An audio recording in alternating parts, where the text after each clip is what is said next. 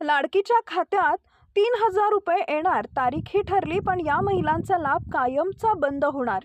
नक्की काय आहे संपूर्ण बातमी पाहूया. महाराष्ट्रातील लाखो लाडक्या बहिणींसाठी आनंदाची बातमी समोर आली आहे. लाडक्या बहिणींच्या खात्यावर एप्रिल महिन्यात थेट 3,000 रुपये जमा होणार आहेत, पण काही महिलांचा 1,500 रुपयांचा लाभ कायमचा बंद होणार आहे.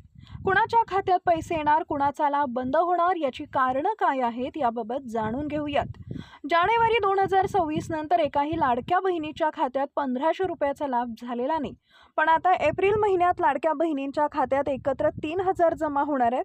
होय, फेब्रुवारी आणि मार्च या 2 महिन्यांचा लाभ एकाच वेळी देण्याचा निर्णय सरकारकडून घेण्यात आलाय. नवीन आर्थिक वर्ष सुरू होण्याआधी सरकारकडून दोन्ही महिन्यांचे हप्ते लाडक्या बहिणींच्या खात्यात जमा केले जाणार आहेत.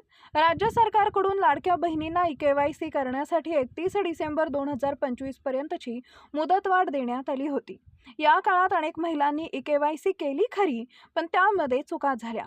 त्यामुळे सरकारनं चुका दुरुस्त करण्याची अखेरची संधी दिली.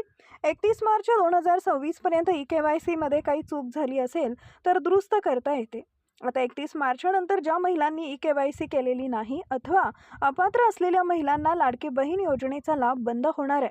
सरकारकडून आलेल्या अर्जांची पडताळणी करण्यात येते. पडताळणीनंतर 10 एप्रिल ते 15 एप्रिल या दरम्यान लाडक्या बहिणींच्या खात्यात फेब्रुवारी आणि मार्च या 2 महिन्यांचा लाभ वितरित केला जाणार आहे. पण ज्या महिलांची KYC झालीच नाही अथवा ज्यांनी केलीच नाही त्यांचा लाभ बंद केला जाणार आहे.